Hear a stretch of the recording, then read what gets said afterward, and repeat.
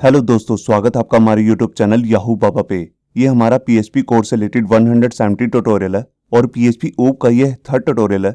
इस video course में आप सीखने वाले हैं कि कैसे हम पीएचपी ऊप के अंदर इनहेरिटेंस को यूज करते हैं। तो आइए पहले समझते हैं कि इनहेरिटेंस का मतलब क्या होता है। देखिए, मान लीजिए हमारे पास यहाँ पे एक क्लास है ए और इसकी अपनी कुछ प्रॉपर्टीज और मेथड्स हैं। प्रॉपर्टीज और मेथड्स क्या होते हैं ये हमने अपनी पिछली 2 वीडियोस में देखा है। जब भी हम कोई क्लास बनाते हैं तो उसके अंदर 2 चीजें हो सकती हैं, या तो प्रॉपर्टीज या उसके साथ फिर मेथड्स। अब इसी की तरह हमारे पास एक मान लीजिए एक दूसरी क्लास भी है, क्लास बी, और उसकी भी अपनी कुछ प्रॉपर्टीज और मेथड्स हैं। अब यहाँ पे मैं क्या करना चाहता हूँ, मैं चाहता हूँ कि जो क्लास बी है वो क्लास ए की प्रॉपर्टीज और मेथड को भी यूज कर ले। तो इस तरह करने के लिए हमारे पास यहाँ पे ऊप्स के अंदर एक स्पेशल फीचर आता है जिसे हम बोलते हैं इनहेरिटेंस। इनहेरिटेंस का फायदा यही होता है, एक क्लास दूसरी क्लास के प्रॉपर्टीज और मेथड को यूज कर सकती है। इसमें से जो सबसे पहली क्लास होती है जिसकी प्रॉपर्टीज और मेथड को यूज किया जाने वाला है उसको हम बोलते हैं बेस क्लास, और जोन सी क्लास दूसरी क्लास के मेथड और प्रॉपर्टी को यूज करेगी उसको हम बोलते हैं डिराइव्ड क्लास। यहाँ पे ऐसा कुछ कंपलसरी नहीं है कि सिर्फ एक ही क्लास दूसरी क्लास को इनहेरिट करेगी। यहाँ पर मान लीजिए हमारे पास एक क्लास और है सी और वो बी को इनहेरिट कर रही है, तो इस तरह जो हमारी जो क्लास है सी वो जब बी को इनहेरिट करेगी तो वो बी की भी प्रॉपर्टीज और मेथड को यूज कर सकती है और साथ में ही क्लास ए की प्रॉपर्टीज और मेथड को भी यूज कर सकती है। तो इस तरह के इनहेरिटेंस को हम बोलते हैं मल्टी लेवल इनहेरिटेंस। तो जितनी भी प्रोग्रामिंग लैंग्वेजेस है जिसके अंदर ऊप्स की ऑप्शन होती है, सी प्लस प्लस, जावा, पीएचपी, पाइथन, सब में इनहेरिटेंस होता है। तो पीएचपी में इनहेरिटेंस को लिखने का एक स्पेशल तरीका होता है, आइए उसको देखते हैं। यहाँ पर मान लीजिए हमारे पास एक क्लास है फ्रूट्स नाम से और एक दूसरी क्लास है वेजिटेबल नाम से। जो फ्रूट्स नाम की हमारे पास क्लास है उसको इनहेरिट करने वाली है। ये देखिए, तो जो हमारी ये क्लास है वेजिटेबल्स, जब ये फ्रूट्स को इनहेरिट करेगी तो उसके लिए हमें यहाँ पर स्पेशल एक कीवर्ड यूज करना होता है जिसको हम बोलते हैं एक्सटेंड्स, और एक्सटेंड के बाद ही हम यहाँ पर देते हैं दूसरी वाली क्लास का नाम, मतलब कि बेस क्लास का नाम। तो सबसे पहले हमारे पास यहाँ पे आएगा क्लास में डिराइव्ड क्लास का नाम, फिर उसके बाद हम लिखेंगे एक्सटेंड्स, फिर उसके बाद बेस क्लास का नाम। और जब भी हम फ्रूट्स नाम का कोई भी ऑब्जेक्ट बनाएंगे, देखिए जैसे मैंने यहाँ पर एक एफ नाम का एक ऑब्जेक्ट बनाया फ्रूट्स क्लास के लिए, तो जो ये ऑब्जेक्ट है एफ, तो ये वही प्रॉपर्टीज और मेथड यूज कर सकता है जो फ्रूट्स नाम की क्लास के अंदर डिफाइन है। और दूसरी तरफ अगर हम क्लास वेजिटेबल्स का कोई भी एक ऑब्जेक्ट बनाते हैं, देखिए जैसे यहाँ पर मैंने एक वी नाम का एक ऑब्जेक्ट बनाया, देखिए वेजिटेबल्स के लिए, तो ये अपनी क्लास की प्रॉपर्टीज और मेथड को तो असेस कर ही सकता है, साथ में ही जो बेस क्लास होती है, मतलब कि जैसे हमारे यहाँ पर बेस क्लास है फ्रूट्स, इसकी प्रॉपर्टीज और मेथड को भी यूज कर सकता है। तो बस आपको जब भी इनहेरिटेंस क्लास बनानी है तो उसके लिए आपको ध्यान देना है, सबसे पहले आपको लिखना है क्लास, फिर उसका नाम, और उसके बाद आपको देना है एक्सटेंड्स, और जोन सी भी बेस क्लास है जिसको भी आप इनहेरिट करने वाले हैं उसका नेम बाद में आएगा। तो आइए शुरू करते हैं प्रैक्टिकल, और मैं आपको दिखाता हूं कि इन इनहेरिटेंस को कैसे यूज कर सकते हैं। यहां देखिए वेब एडिटर के अंदर मैंने अपनी एक फाइल बना ली है जिसका नाम मैंने रखा है inheritance.php, और इसके अंदर देखिए यहां पर मैंने एक एम्प्लॉय नाम की एक क्लास बनाई है जिसके अंदर मैंने 3 प्रॉपर्टीज ली हैं, नेम, एज और सैलरी। अब यहां पे मैं क्या करता हूं, इन वैल्यूज को इनिशियलाइज करने के लिए एक कंस्ट्रक्टर फंक्शन बना लेता हूं, और क्योंकि मैंने यहां पर तीनों वैल्यूज को इनिशियलाइज करना है तो उनके लिए मैं 3 वेरिएबल भी ले लेता हूं। ये देखिए, नेम के लिए मैंने ले लिया n, एज के लिए a और सैलरी के लिए s। अब कंस्ट्रक्टर फंक्शन के लिए मैं यहां पर करली ब्रेसेस लगा के ये जो तीनों वैल्यूज हैं n, a और s की, इन तीनों वेरिएबल को असाइन कर देता हूं जो कि हमारी प्रॉपर्टीज हैं।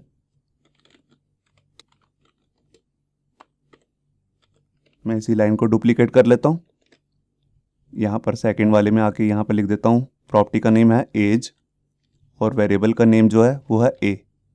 बिल्कुल इसी तरह लास्ट के लिए मैं यहां पर लिख देता हूं सैलरी, और इसके जो वेरिएबल का नेम है जो इसको वैल्यू साइन करेगा वो है s। अब इसके बाद मैं क्या करता हूं, इस क्लास के लिए एक ऑब्जेक्ट बना के दिखाता हूं आपको। तो देखिए मैंने e1 नाम से एक ऑब्जेक्ट बना रहा हूं और यहां पर लिख देता हूं न्यू, और यहां पे क्लास का नाम है वो है एम्प्लॉय। अब इसके अंदर आकर मैं जो ये तीनों वैल्यूज हैं, नेम, एज और सैलरी, उसको यहां से पास भी कर देता हूं। तो देखिए मैं नेम ले रहा हूं राम, एज ले रहा हूं 25 और सैलरी ले रहा हूं 2000। ये देखिए, तो यहां पर मैंने एक ऑब्जेक्ट बनाया और इसके अंदर यहां पर तीनों वैल्यूज भी पास कर दी। अब जो ये तीनों वैल्यूज हैं ये असाइन तो होगी इन प्रॉपर्टीज को, मगर इसको शो करने के लिए भी हमारे को यहां पर एक फंक्शन बनाना पड़ेगा। तो फंक्शन देखिए, जैसे मैं फंक्शन का नाम ले रहा हूं इन्फो, और उसके अंदर मैं यहां पर एक हेडिंग दे देता हूं पहले, तो उसके लिए मैं टैग ले रहा हूँ S3 का और यहाँ पर लिख देता हूँ एम्प्लॉय प्रोफाइल।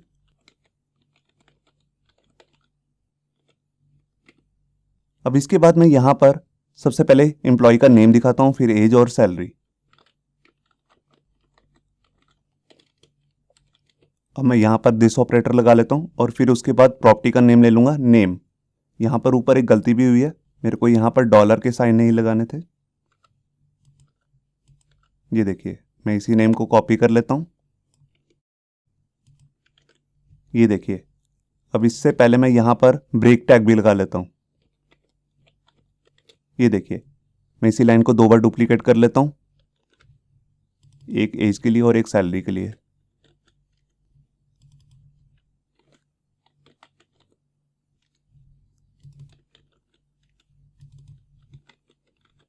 ये देखिए, ये हमारा फंक्शन बन चुका है जिसको हम मेथड बोलते हैं बेसिकली।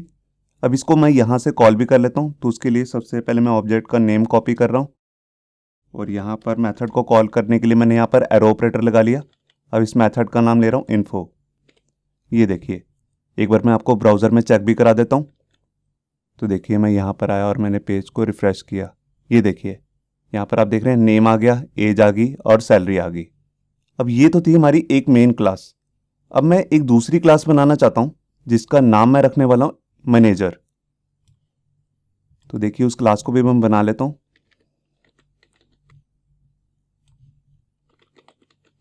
ये क्लास जो है ये इनहेरिट करेगी दूसरी क्लास को जिसका नाम है एम्प्लॉय। तो उसके लिए मैं यहाँ पर कीवर्ड लगाऊंगा एक्सटेंड्स और यहाँ पे बेस क्लास का नाम दे दूंगा जिसका नाम है एम्प्लॉय। अब इसके अंदर आकर मैं इसका कंस्ट्रक्टर फंक्शन बना लेता हूँ। तो मैं ऊपर वाले फंक्शन कॉपी कर लेता हूँ, जैसे ये वाला फंक्शन है। ये देखिए, अब यहाँ पर मैं क्या करता हूँ, ये सब हटा देता हूँ और ये तीनों चीज़ें भी, और यहाँ पर इको करके लिख देता हूँ मैनेजर कंस्ट्रक्टर। ये देखिए, अब देखिए, एक कंस्ट्रक्टर तो मैंने ऊपर बनाया हुआ और एक कंस्ट्रक्टर मैंने मैनेजर के लिए बना लिया। मैं इसका अभी इस वाले कंस्ट्रक्टर को मैं थोड़ी देर के लिए डिसेबल कर रहा हूँ और यही वाला कंस्ट्रक्टर जो मैं ऊपर पेस्ट कर देता हूँ कॉपी करके। ये देखिए, और यहाँ पर लिख देता हूँ एम्प्लॉय कंस्ट्रक्टर। अब देखिए होगा क्या, जब भी मैं एम्प्लॉय नाम का क्लास का कोई भी ऑब्जेक्ट बनाऊंगा, देखिए जैसे मैंने ये ऑब्जेक्ट बनाया, मैं इस नेम को बीच में से भी हटा देता हूँ, तो ये कंस्ट्रक्टर जो है इसका वो कॉल हो जाएगा और उसमें मैसेज आ जाएगा एम्प्लॉय कंस्ट्रक्टर। और जैसे ही मैं मैनेजर नाम का जो भी ऑब्जेक्ट बनाऊंगा तो उस केस के लिए यहाँ पे मैसेज आ जाएगा मैनेजर कंस्ट्रक्टर। अभी मैं आपको ब्राउजर में चेक करके दिखाता हूँ। ये देखिए, यहाँ पर लिखा आ रहा है एम्प्लॉय कंस्ट्रक्टर, आप देख रहे हैं। और इसी तरह अगर मैं यहाँ पे जाके एम्प्लॉय की जगह पे लिख देता हूँ मैनेजर, और इस लाइन को तो मैं अभी बंद ही कर देता हूँ और यहाँ कर पेज को रिफ्रेश किया, ये देखिए यहाँ पर आ गया मैनेजर कंस्ट्रक्टर। तो आपने देखा कि दोनों के कंस्ट्रक्टर जो हैं वो अपने अपने अलग अलग चल रहे हैं। अब मैं क्या करता हूँ, दोबारा से ही वही वाला फंक्शन कंस्ट्रक्टर फंक्शन एक्टिवेट कर देता हूँ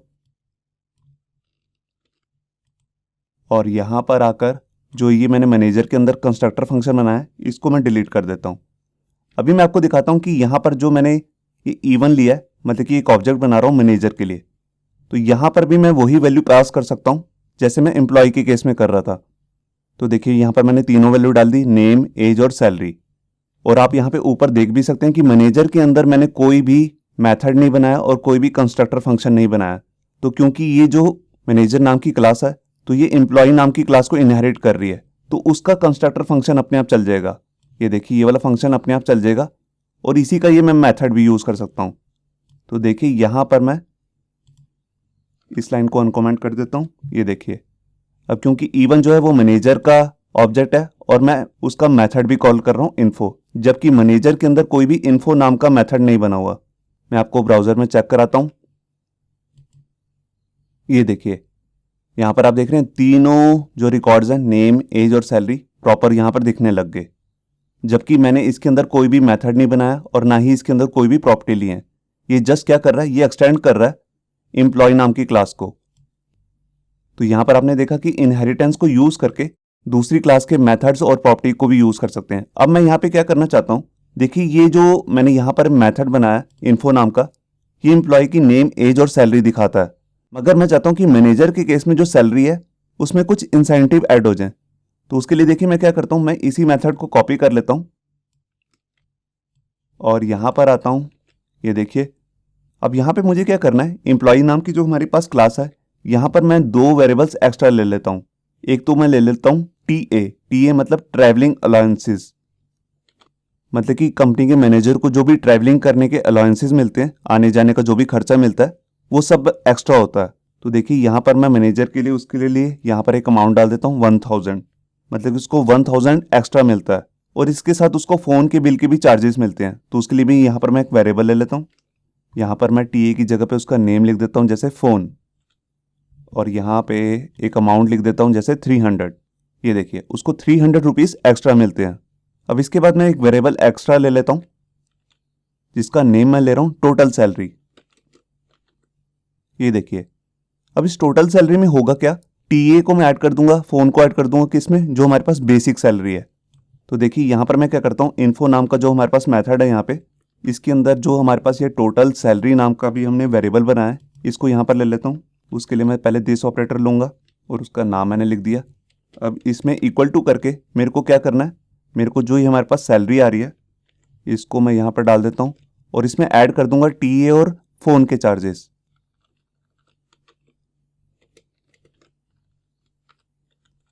ये देखिए अब जो मैनेजर की सैलरी है उसमें बेसिक सैलरी प्लस उसमें TA ऐड हो जाएगा, प्लस उसमें फ़ोन के जो उसको एक्स्ट्रा चार्जेस मिलते हैं ये सब ऐड हो जाएंगे। अब यहाँ पर देखिए मैं इसको कॉपी कर लेता हूँ और यहाँ पर अब जो नई सैलरी है मैनेजर के केस के लिए उसको मैंने यहाँ पे पेस्ट कर दिया, मतलब कि टोटल सैलरी। अब यहाँ पे हेडिंग भी चेंज कर देता हूँ, यहाँ पे लिख देता हूँ मैनेजर प्रोफाइल। ये देखिए अब यहाँ पे नीचे जाके जहाँ ये मेरा ऑब्जेक्ट बना हुआ है यहाँ पर मैं दो ऑब्जेक्ट्स ले लेता हूँ। एक तो E1 है, ये इसी को डुप्लीकेट कर लेता हूँ और यहाँ पे लिख देता हूँ E2, और ये नॉर्मल एम्प्लॉय है तो इसके लिए मैं यहाँ पर क्लास का नाम ले रहा हूँ एम्प्लॉय, और यहाँ पर नेम भी चेंज कर देता हूँ, जैसे लिख देता हूँ कृष्ण। इसकी मैंने एज दे दी और यहाँ पर इसको 2000 कर देता हूँ और जो मैनेजर है उसकी सैलरी बढ़ा देता हूँ, जैसे मान लीजिए 10,000। अब दोनों के केस के लिए मैं यहाँ पर ये मेथड जो कॉल कर रहा हूँ इन्फो, इसको भी मैं एम्प्लॉय2 के लिए भी कॉल कर लेता हूँ। ये देखिए अब यहाँ पे इनहेरिटेंस का क्या फीचर है उसको भी मैं आपको थोड़ा सा समझा देता हूँ। देखिए यहाँ पर जो ये मैं तीनों चीज़ें पास कर रहा हूँ मैनेजर के लिए, नेम, एज और सैलरी, तो उसके लिए मैंने यहाँ पर कोई भी वेरिएबल नहीं बनाया, आप देख रहे हैं। तो उसके लिए तो मैंने वेरिएबल जो लिए हैं, जो प्रॉपर्टीज़ के नेम है वो ऊपर वाली क्लास से इनहेरिट किए हैं। ये देखिए तो इस तरह जो हमारा कोड है वो काफ़ी कम हो गया। जस्ट हमारे को क्या करना पड़ा, सिर्फ एम्प्लॉयज़ का जो ये सैलरी को कैलकुलेट करने का फंक्शन था इन्फो नाम से, इसी को मैंने अलग से दोबारा बनाया। देखिए दोनों फंक्शन के नेम सेम ही है, यहाँ पर भी इन्फो है और यहाँ पर भी इन्फो है। मगर जब मैं मैनेजर का कोई भी ऑब्जेक्ट बनाऊंगा और इन्फो को कॉल करूंगा तो ये वाला फंक्शन कॉल होएगा, और जब मैं एम्प्लॉय नाम की क्लास का कोई भी ऑब्जेक्ट बनाऊंगा और इन्फो को कॉल करूंगा तो ये वाला फंक्शन कॉल होएगा। तो एक बार मैं आपको ब्राउज़र में चेक भी करा देता हूँ। मैं यहाँ पर आया और पेज को रिफ्रेश किया। ये देखिए यहाँ पर आप देख रहे हैं ये मैनेजर प्रोफाइल है, मैनेजर का नेम आ गया और उसकी सैलरी भी आप देख रहे हैं, मैंने जबकि डाली थी 10,000 मगर उसमें इंसेंटिव ऐड हो गए। और यहाँ पर ये नॉर्मल एम्प्लॉय है कृष्णा नाम से और जिसकी एग्जैक्ट सैलरी दिखा रहा है यहाँ पर 2000। तो ये था हमारा बेसिक इनहेरिटेंस का एक एग्जांपल, जिसमें से आपको क्लियर हो गया होगा कि जब भी हम इनहेरिट करते हैं तो उसके लिए हम यूज़ करते हैं यहाँ पर एक्सटेंड नाम का एक कीवर्ड, और जिसकी हेल्प से होता क्या है, हमारी जो ये डिराइव्ड क्लास है ये कोई भी बेस क्लास का मेथड या उसकी प्रॉपर्टी को यूज़ कर सकती है। जैसे कि हम यहाँ पे देख भी रहे हैं, सबसे पहले हम यहाँ पर कंस्ट्रक्टर फंक्शन भी इसी का यूज़ कर रहे हैं। डिराइव्ड क्लास के अंदर हमने इसका कोई भी अपना कंस्ट्रक्टर फंक्शन भी नहीं बनाया। तो इससे फ़ायदा भी आप देख रहे होंगे कि हमारा कोड जो है वो काफ़ी कम हो गया। इसे नेक्स्ट वीडियो में हम देखेंगे असेस मॉडिफायर। जैसे कि आप यहाँ पे देख रहे हैं हमने हर बार यहीं पर एक ही चीज़ यूज़ की है पब्लिक, मगर इसकी जगह यहाँ पर दूसरी वैल्यूज़ भी आती हैं, और उसी में मैं वहाँ पर आपको इनहेरिटेंस का थोड़ा एडवांस पार्ट भी सिखाऊंगा। तो उस वीडियो को देखना मत भूलिए। होप सो आपको ये हमारा वीडियो ट्यूटोरियल अच्छा लगा होगा। अगर अच्छा लगा है तो वीडियो को प्लीज़ लाइक करना मत भूलिए।